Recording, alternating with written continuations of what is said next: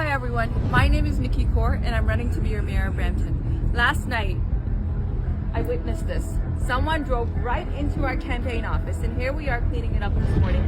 Just because I'm a woman running for office in Brampton, I will not be intimidated and I will not back down. And the question arises, was this an accident or was this intimidation tactics by those in this city who do not want Nikki Kerr to run? David Menzies for Rebel News here in Brampton, Ontario. And folks, I'm at the Nikki Kaur campaign headquarters.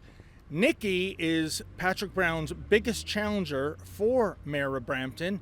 And we were supposed to be here last night for her campaign kickoff. That didn't happen. There's a good reason why it didn't happen. You see, on Friday, there was a vehicle that was in this parking lot, and it actually drove through what was once a window. As you can see, it's now plywood that's boarded up where glass used to be.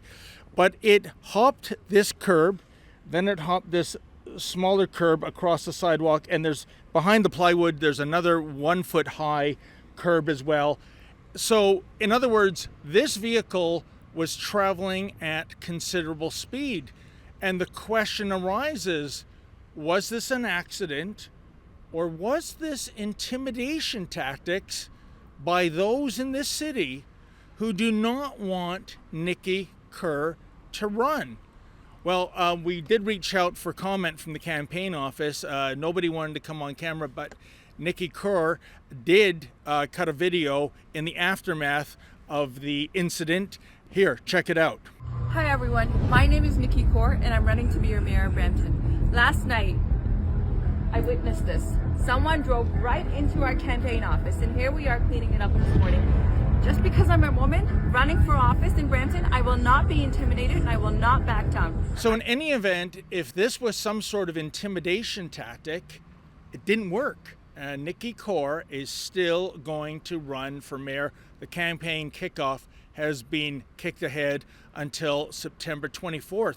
But still, so much of this story does not add up. For example, I reached out to Peel Regional Police.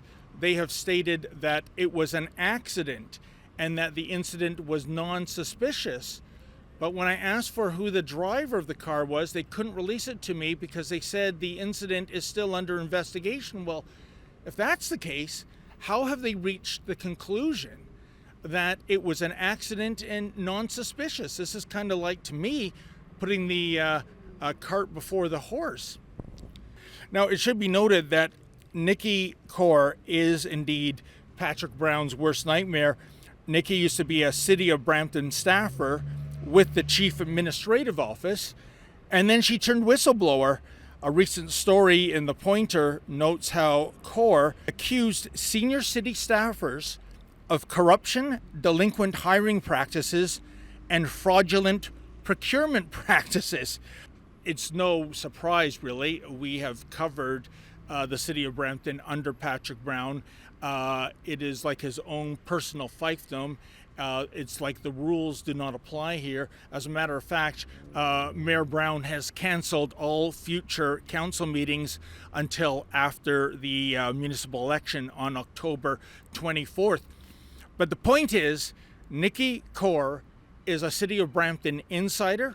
She knows where the skeletons are buried. She knows who's who in the zoo.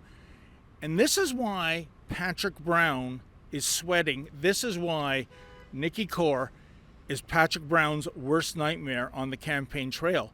So we will await for the completion of that investigation in terms of that car catapulting into this office. The official line is that it was an accident. Nothing to see here. I have other feelings. We know the City of Brampton under Patrick Brown, there's always ulterior motives going on. There is always some sort of sneakiness happening. There is always some sort of lies being told. We'll await the completion of that investigation and see if maybe this car going into the Nikki Kaur campaign headquarters if it was indeed something more than an accident, if it was indeed a grotesque intimidation tactic to get Nikki to quit, stay tuned for our update. For Rebel News, I'm David the Menzoid Menzies. Hey folks, have you been to the Rebel News store lately? Well, you should. The number one hit of the summer is our Justin Castro t-shirt. That's the one that has half of Justin Trudeau's face and the other half is Fidel Castro's face. You know what the rumors suggest. I got to tell you, the resemblance is uncanny. Say, do you think maybe that's why Justin Trudeau went out and got that Jim Carrey Dumb and Dumber haircut the other day to, downplay the resemblance? Yeah, I think we can take credit for that.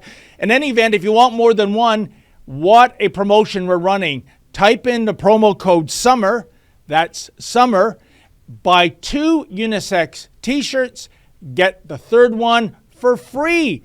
So come on, strike a fashionable pose this summer and tell Justin Trudeau what you really think about his potential DNA.